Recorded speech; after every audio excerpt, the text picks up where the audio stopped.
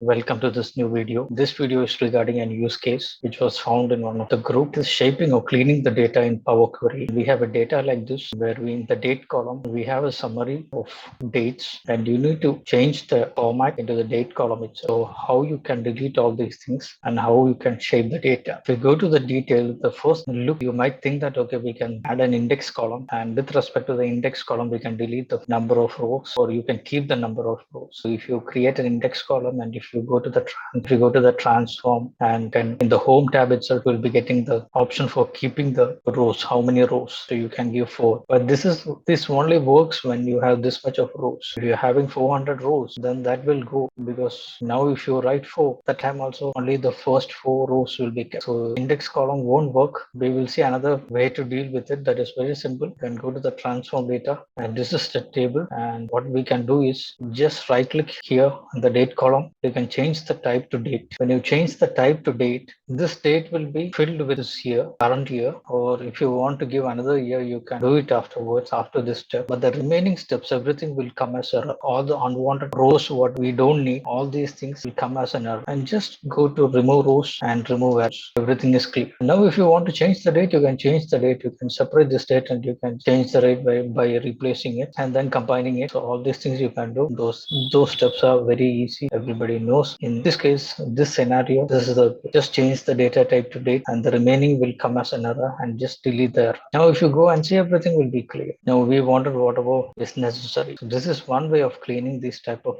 data. Hope this was an interesting video. Have a nice day.